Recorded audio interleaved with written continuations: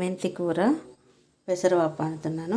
పెసరపప్పు అయితే ఒక అరగంట ముందు మనం నానబెట్టాలి. నానబెట్టి మంచిగా కడిగి పక్క పెట్టేసుకొని మెంతి కోసుకోవాలి. మంచిగా శుభ్రంగా చూసుకొని మట్టి అది లేకుండా శుభ్రంగా చూసి మట్టి లేకుండా కడగాలి. చిన్న చిన్న గోచి కడిగి దాంట్లో కావాల్సిన పదార్థాలు పచ్చిమిరపకాయలు, ఉల్లిగడ్డ, టమాటాలు. ఇప్పుడైతే మనం గిన్నె పెట్టి ఆయిల్ వేసి కర్రీ ప్రాసెస్ అయితే ఆయిల్ అయితే వేడెక్కింది. కొన్ని ఆవాలు, అట్లాగే కొంచెం జీలకర్ర, అవి కొంచెం చిటపట అన్న తర్వాత పచ్చిమిరపకాయలు ఇవన్నీ వేద్దాం. ఉల్లిగడ్డ, పచ్చిమిరపకాయలు ఇవి ఫ్రై కానివ్వాలి. అయితే గోలిపోయినాయి. పసుపు, అట్లాగే కొంచెం అల్లం, ఇవి కూడా ఫ్రై కానివ్వాలి. అల్లం పసుపు అయితే ఫ్రై అయిపోయింది. మేము కోసి పెట్టిన మెంతి కూర అయితే వేసుకోవాలి. మెంతి కూర కూడా మంచిగా ఫ్రై కానివ్వాలి ఆయిల్లోనే. ఇలా ఫ్రై కావాలి మెంతి కూర అయితే. మెంతి కూర ఫ్రై అయిన తర్వాత మనం కడిగి పెట్టిన పప్పు అయితే వేసుకొని దీన్ని కూడా కొంచెం ఫ్రై చేసుకోవాలి ఆయిల్లో. మెంతి మొత్తం ఆయిల్లో ఫ్రై అయిన తర్వాతే పప్పు వేసుకోవాలి.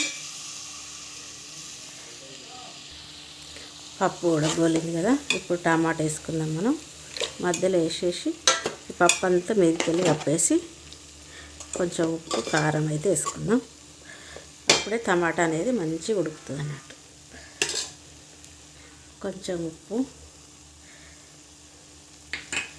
అట్లాగే కొంచెం కారం.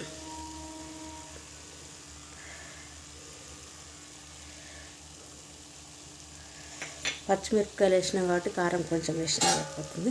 ఇప్పుడైతే మూత పెడదాం. మూత పెడితేనే టమాటా అనేది మంచిగా ఉడుకుతుంది. టమాటా మధ్యలో వేసినాం కదా, ఇంకా టమాటా అయితే మంచిగా ఉడికిపోతుంది ఇట్లా. ఇప్పుడు కాస్త అన్ని వాటర్ వేసి మళ్ళీ పప్పును కాస్త కొద్దిగానే ఉడికియాలి, బాగా ఉడికియద్దు పప్పును. చూసారా, పప్పు కూడా ఉడికిపోయినట్టు అయింది, పలికిప్పినట్టు. కొంచెం వాటర్ వేసుకుంటే సరిపోతుంది. మనం ఇందాక మూత మీద పెట్టినాం కదా, ఆ వాటర్ వేడైంది. ఇవైతే వేసుకున్నాం, సరిపోతుంది.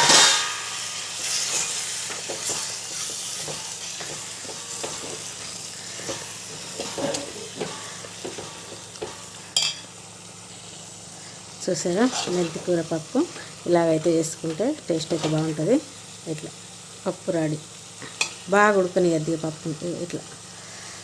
ఇప్పుడు స్టవ్ ఆఫ్ చేసుకుంటే అవుతుంది. ఓకేనా ఫ్రెండ్స్, ఒక చిన్న లైక్ అయితే ఇవ్వండి ఫ్రెండ్స్.